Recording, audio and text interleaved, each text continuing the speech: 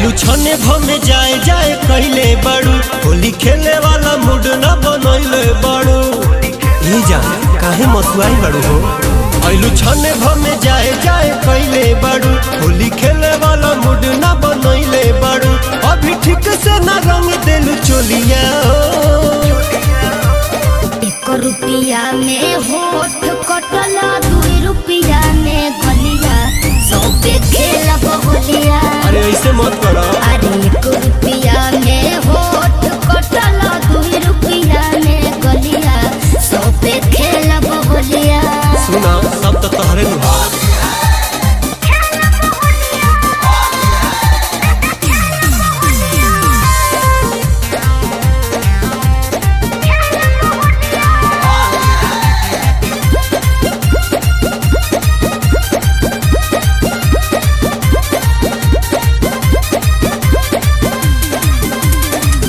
हर साल जबरी कके कइले लखेल हो, जब जब होइनी तो हसे मिले अकेल हो। बुझला? अरे बुझ गई। प्रेमी से न पैसा मांगल जाला जानू प्यार में, ना कस कर बेचे पड़ी जाई के बाजार में।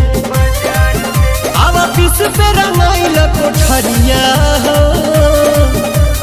1 रुपया में होठ कटला, 2 रुपया में गलिया, 100 पे खेलब होलिया। अरे 1 रुपया में होठ कटला, 2 रुपया में गलिया, 100 पे खेलब होलिया।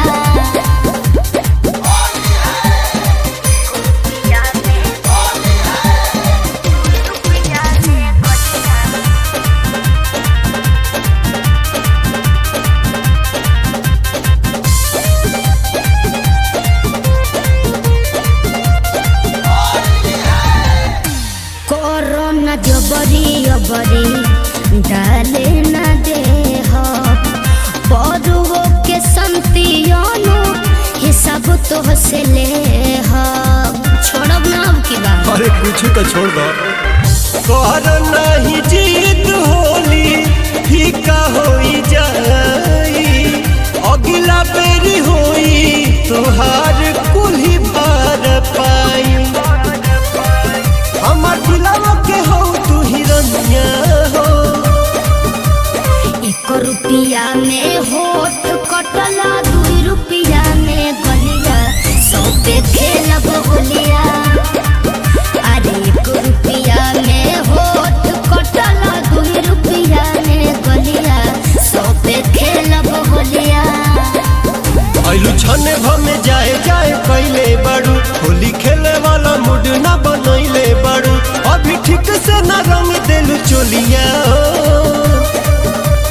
1 रुपया में होठ